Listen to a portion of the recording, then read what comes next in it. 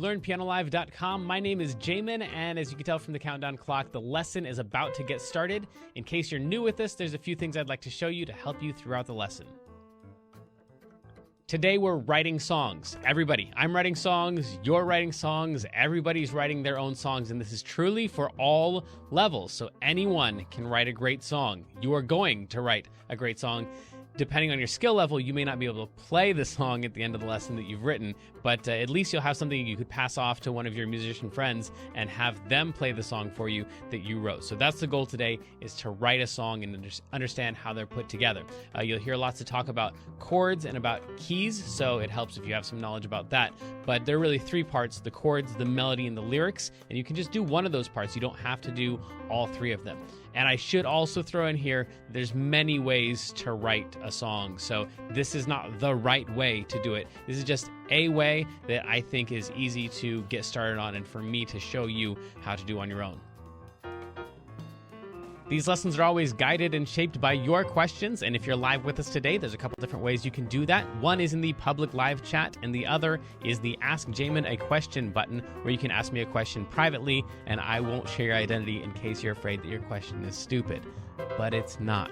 If you're in the archives, though, then just open up the survey. At the end of that, there's a place where you can ask your question.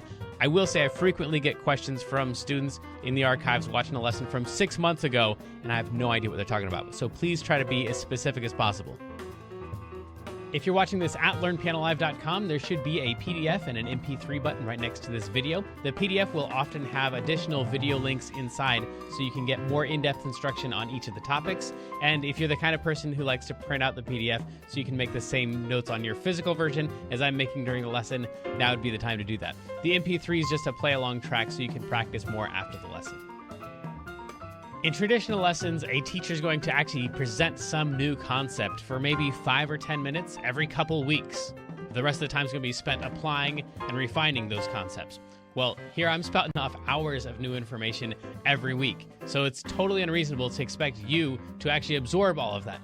Instead, the goal of these live lessons is for you to find some little nugget of something that makes sense, but is a bit of a challenge, and for you to go practice it, because practice is where all the improvement's going to happen. So don't feel bad if you have to leave the live lesson when you find that little thing that you're going to practice. And of course, if I'm going too fast, you can always rewind the live lessons or replay in the archives as much as you want. If these live lessons start feeling random or meandering, it's because they are, on purpose. So if you're the kind of person who wants classical training with a step-by-step method, then you're going to want to check out Kloppel Academy on the website. It's included in your live lesson subscription, so you can do both or either. And the upper levels are seriously hard work, but it's going to take you all the way from ground zero all the way up to being ready to enter any major music college as a piano major in classical or jazz. And thankfully, I think that's about all we need to cover before the lesson. So if you'd stick around afterwards and fill out the survey, I would love your feedback. But for now, let's have some fun and make some music.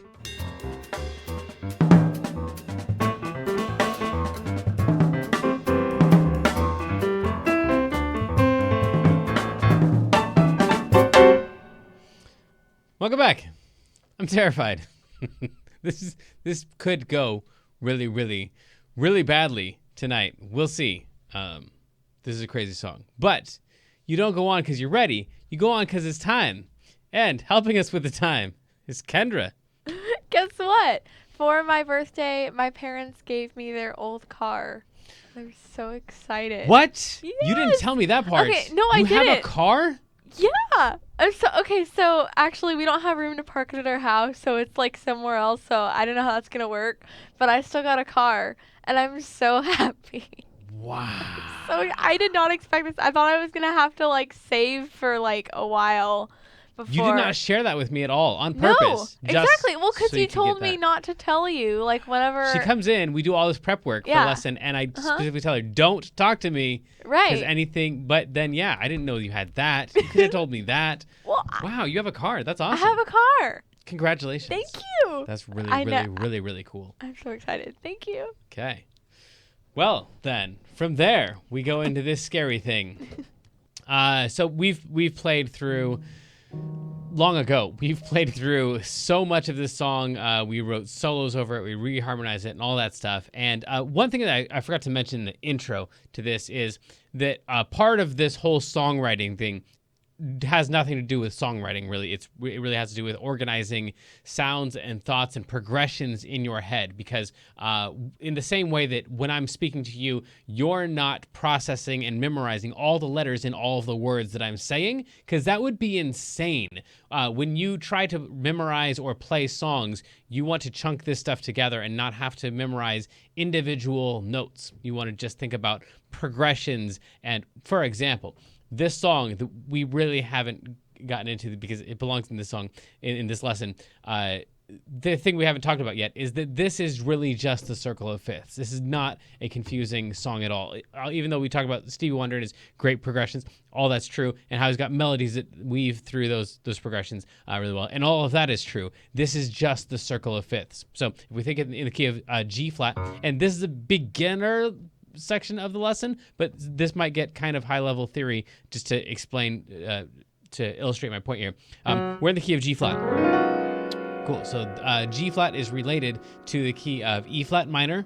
So these are really the same sets of notes for E flat minor and G flat major. So all that's happening is you start in the key of E flat, and your whole verse is going to be in E flat, and then the chorus part is going to be all in G flat. And basically, you're just playing E flat stuff and then G flat stuff. That's kind of the 30,000 foot view of this thing. Is an E flat is the verse and a G flat is the chorus. Now he's got this thing that he does where he takes the root down a half step, which is a thing that not only he does, but everyone in the universe who's ever played anything slightly Latin does that,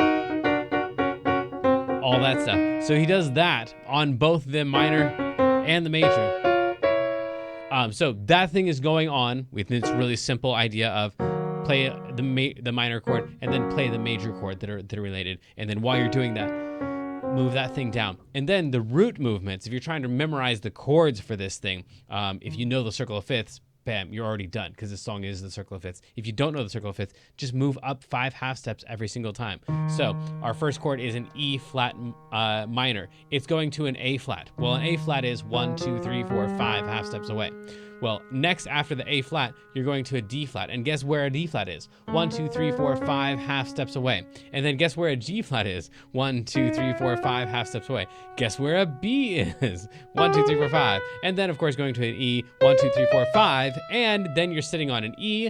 And if you just take that E and drop it down a half step, you land on E flat. So, in my mind, I'm not thinking about an E flat minor chord to an A flat 7 to a D flat minor to a, what was it after that? A G flat 7? I'm just playing E flat, and then I'm just moving up 5 half steps, 5 half steps, 5 half steps, 5, until, I'll just keep going until I get a half step above my first chord, which is E flat. So if I just play through the circle of fifths until I'm a half step above the E flat and then do it all again, that is Don't You Worry About a Thing. So in my mind, it's not like this song takes up such a small, I'm not memorizing a whole bunch of chords in a row. I'm just memorizing, oh, that's the thing, that's the circle of fifths, and then drop a half step and loop it all again. E flat to half step, 5 half steps up to 5 half steps, 5 half steps, 5 half steps up, 5 half steps up. We got to remember that we got a flat 5 in there, so you got one weird chord to remember. But I'm just remembering this pattern with this one weird chord. Okay, so all of that, in case you didn't understand any of the theory of the circle of fifths, any of that stuff, that just said, I'm memorizing this in a much, much, much, much smaller part of my brain than most people are going to have to, if you're trying to memorize every single chord in order. So that's what songwriting is going to do for you. You're going to analyze things that way and play through things that are going to help you chunk other songs and stuff. So even if you're like, well, I don't really want to write a song, then that's fine. Try one anyway, in the same way that even if you don't want to be a novelist as a career, if you go to an English class, your English teacher is probably going to have you write a story, because writing the story teaches you so much about the way the stories are put together and how the language is put together. So even if you don't want to write a song, we're still going to write a song, because it's going to help you understand how songs are put together. That was a lot of talking to not really learn anything. So, hey, Jamin. Yes? There is a question from the chat. It says, have you still been doing the teacher course? The teacher course. Yeah. Well, let's take a break from this for a second and talk about the Musipedia, which is all the custom courses. So, yes, for all the subscribers, and you've been on the site, you've probably been noticing like the jazz idioms thing. We just released all of the roll videos. Super excited about that. The drop is coming next, and then the cache, which we're going to be talking about later in the lesson, is coming after that. So there's, I think, 21 videos that make up the course, and so I can't really release 18 and 15 and 3 until the others are done. So I've been doing all that work behind the scenes, and I can finally release all 21 videos. I'm like, whoa, this is way too many videos. Who would ever do this? I'm like, yeah, I know. I've been working on it for forever. So yes, there's a teacher course of how to teach piano. And again, that is not even so much about how to teach piano as much as it is business practices and the theory of learning piano. So a lot of people who just want to learn the best way to learn should learn how to teach it. And so that's I think what they're talking about is that's been promised for at least a few weeks now. So that's all in progress, and we're honestly probably only about 60% of the way through that. But when we unload that, that's going to be quite a hefty thing. Also under the name Quit Your Job and Do What You Love, which I think .com might even go to a website that is like going to be the container for a lot of that stuff too, to be separate for people who just want to teach piano. Okay, so yes is the answer. It's still in the works. Okay. And for all of you who are subscribers, you can get on and check out the Jazz Idiom stuff. We're releasing each of the videos, like the individual chunks on YouTube, but they're not like put together in a course form. They're just like, hey, this thing exists, and go check it out on my website and give me money, please. Okay, now back to writing a song. We're actually going to attempt that now. So now that we've kind of broken down the verse and we talked about the chorus, how that's the same thing. We go a G flat, and we drop that down a half step, and then drop that down a half step again. Then we're going to stay in the same key, and we're going to keep that same idea of going from the minor for the verse to the major in the chorus. And down here, of course, we have all of that written out the way that we did for the tutorial. So if this isn't making any sense, you probably need to go back to some of the other lessons. So we're going to keep our intro in E flat minor. Talked about how to play this thing a million times in the previous lessons on Don't You Worry About a Thing, so we won't talk about that. We'll keep that intro the same, and then we're gonna, it's hard to like follow his form. His form is so formy that if we follow his form, it's really gonna sound exactly like his song. So we're mostly going to follow his form, but I'm not gonna follow it all the way through. In fact, Kendra, if you would zoom out here, I'm gonna be down lower on here. Next. So we're gonna go E flat to A flat to D flat, I think, and then we're not going to do the rest of them. So we'll still keep these 3 chords, not because we're trying to steal from him, but because I can't play something similar to him without playing what he's playing, because his thing is just so formulaic, except for he does put his A flat 7 over here, and I'm going to put my A flat right here. So I'm just going to go 1 chord per, or 1 measure per chord for 1, 2, 3, 4, 1, 2, 3, 4, 1, 2, 3, 4. 1, 2, everybody's got a thing, but some don't know how to handle it. I'll just go to the G flat right here. So hopefully you can see that I'm not really stealing his chords on purpose, but it's going to sound a lot like him. And that's kind of the goal of this, but it might sound a little bit too much like him. So everybody's got a thing. But wait.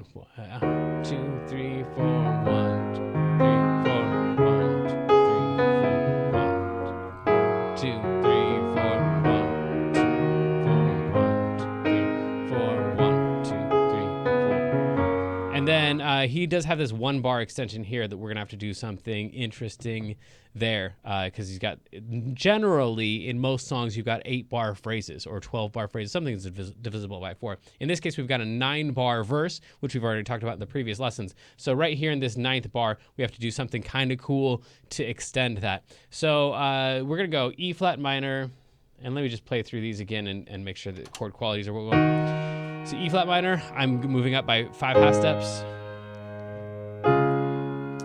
We can make this a D flat major just to do something different from him. D flat major to G flat 7 instead of a G flat major 7. And then we'll do the same thing here. E flat minor to A flat to D flat major to G flat. But then we want to do something that's going to, in this ninth bar right here, something that's going to lead us into a G flat, because that's what we're going to do for that partial chorus thing, is all of that stuff in G flat major. And yeah, we'll get there. So the verse will be what would lead us into a G flat. If you've been at very many of the reharm lessons, you know that if we just approach it from 5 half steps down, 5 half steps is kind of a thing in music. 1, 2, 3, 4, 5. That would send us to the D flat 7. So we'll play a D flat 7 there, and that should lead us nicely back into G flat right here. So we're going to do the whole verse in E flat minor, following the circle of fifths mostly, and then at the end we're going to give ourselves a chord that would lead us back into G flat, and we'll call this a major 7 right here, so it's not a 7 like that one. So what we have is something like 1, 2, 3, 4. Oh, I'm not playing the intro every time. You'll want to play that 3 trillion times because it's a lot of fun to play. But I want to get into the verse here. So 1, 2, 3, 4, 1, 2, 3, 4, 1, 3, 4, 1, 2,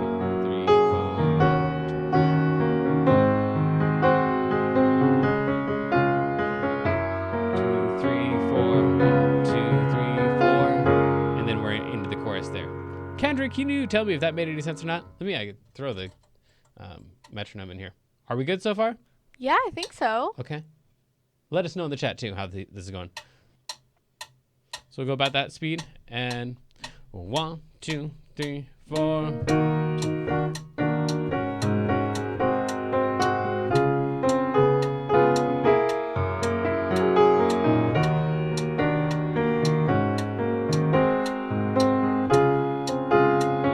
I'm not liking that D flat major at all.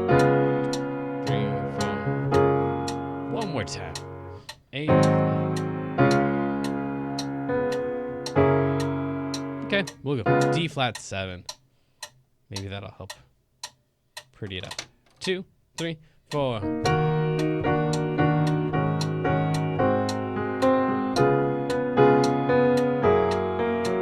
It's interesting.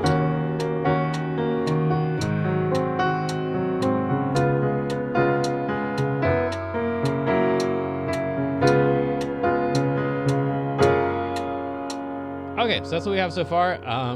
We'll see how this thing goes from there. Now at this point, he does do the that thing. I want to not do that because I'm afraid that's going to end up sounding too much like him. After that, he goes to a 3 chord to a 4 chord in the key of G flat, and then a major 2, and then 4 over 5, or a 5 suspended, like we've already talked about in all the lessons, and then back to the 1. So it's not that novel. Like you could run into this in like a Maroon 5 song or a Justin Bieber song or something. 1, 3, 4. The thing that's different about it is that major 2, this A flat right here. You would normally expect that to be an A flat minor. So let's go ahead and do that. We'll play an A flat minor there. Just play it a little bit more normal.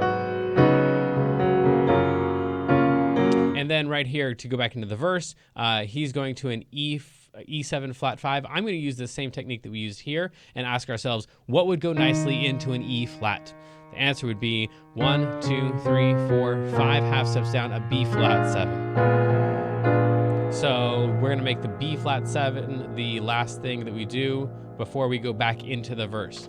And I think that's all we'll do for today once we fill in the rest of these chords. So these are all just really common chords. Right here, we'll go, we'll still do B over C sharp. That's just a 2, 5, 1, if you recognize that term. G flat, and then B flat. And so then, Kendra, give me some random numbers between 1 and 6, if you would, to throw in here. How many numbers? I need 3 of them. 1. 4, 5.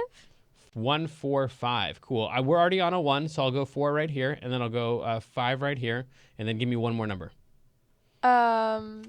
6. 6. Sure, why not? So in the key of G flat, then our 4 chord would be a B, And then our 5 chord would be in D flat, C sharp, and then our 6 would be an E flat minor. So that would go 1, 2, 3, 4, 1, 2, 3, 4, 1, 2, 3, 4, 1, 2, 3, 4, 1, 2, 3, 4, 1, 2, 3, 4, 1, 2, 3, 4. And then we're back into our verse. So with our metronome, all of our chords for our verse and our partial chorus sound like this. 2, 3, 4.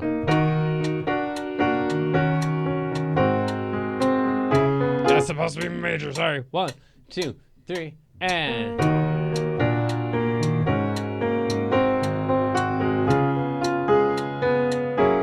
I don't like that D flat at all.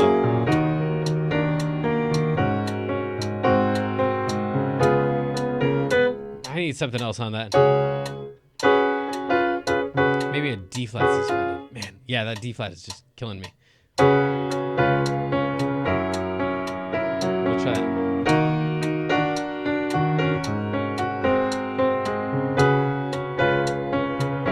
Yeah, okay, cool. So on this one, this D flat, if I just go D flat suspended to a D flat, I think that'll help alleviate part of the majorness of that. I'm really expecting a D flat minor chord there. And when I just hit that major, it's kind of punching me in the face. I don't really like that note. But if I can suspend it and then just drop it down in there, it's a little more subtle approach to the D flat major chord. And these are the kinds of things you run into when you write more songs instead of just playing other people's songs. When you try to do the stuff on your own, you run into things and find new ways to fix them. Here we go. So.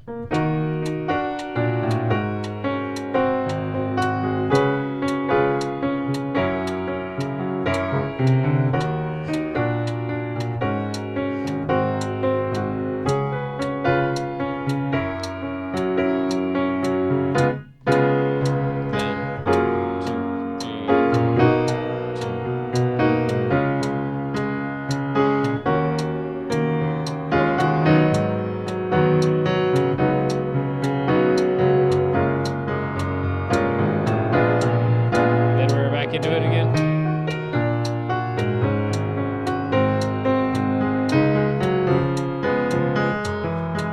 Ah, no, hang on. We can do this. We need for the D flat. I gotta do the same thing on that one, don't I? Nah, I'm not gonna do it. I'll just play it as it. Sorry. Stuff going on up there. Maybe. Arguably. 1, 2, 3, 4. A flat, D flat suspended, D flat, G flat, E flat minor, A flat, D flat suspended, G7, G flat 7, D flat 7, B flat B.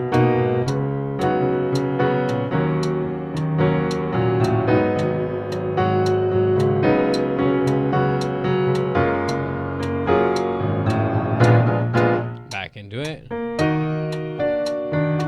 So you can definitely hear like this. If you're wanting to hear Don't You Worry About a Thing, you can definitely hear it in there. I think if you didn't know that this song was based on Don't You Worry About a Thing, you wouldn't necessarily hear Don't You Worry About a Thing, especially once we start writing our own melody. If we write something that's different enough, then that should work as a set of chords, and I guess we'll find out when we throw our melody on top of it. Before we go into the intermediate version of the lesson, though, let's do our feature of the day, which today is kesh, which is the term I've been looking for this whole thing.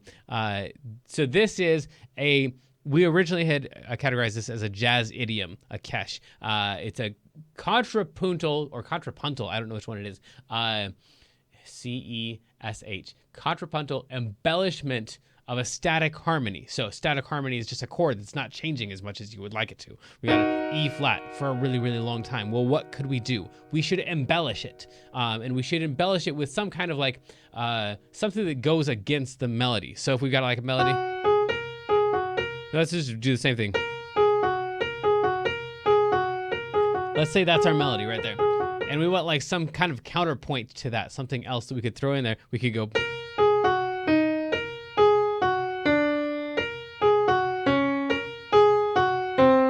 Right? right? So this is like this other thing right here is kind of going against it. That's my counterpoint to it. And so this thing that where we're just taking the root and dropping it down is the embellishment to this chord that's just staying the same more than we would want it to. So that's a puntal, I don't know, embellishment of a static harmony. And you can do this anytime you have any static harmony, just a chord that lasts too long, is just drop that root down, and you'll hear that all the time in songs all over the place. In fact, if I just play a couple different versions, I think at some point in here, you'll say, hey, I think I've heard that before, and I don't think that I'm playing anything real here. I'm just making up stuff that that is like what you've heard. So if I go...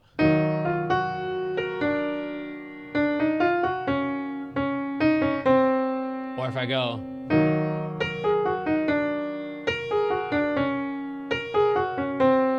Or if I go...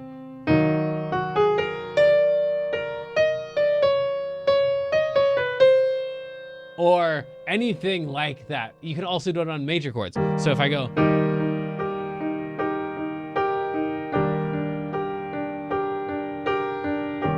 That probably sounds like something to you.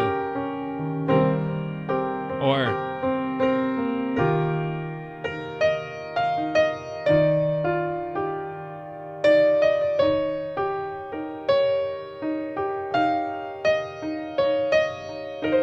So I'm just emphasizing these notes and having some other stuff that goes against that. So that's the cache. We've changed it from a jazz idiom to a contextual harmonic device, I think is the category that's going to go in, so it won't show up in the jazz idioms list. But if you're doing Clopple Academy, by the time you hit, I think, level 6, or thanks for that. By the time you hit level 6 or 7, I believe you're doing more contextual harmonic devices in your jazz improvisation and stuff. So you'll run into that one way or another. Let's go to the intermediate version of this lesson. So sadly, the lesson preview has come to an end, and it's time to say goodbye to everyone watching the free streams. Of course, paying subscribers at learnpianolive.com can continue watching this lesson and several hundred others like it in the archives. So come on over and check us out. And if you like what you saw, at least like and subscribe, and then tell your friends to head on over to learnpianolive.com to start enjoying this journey with us.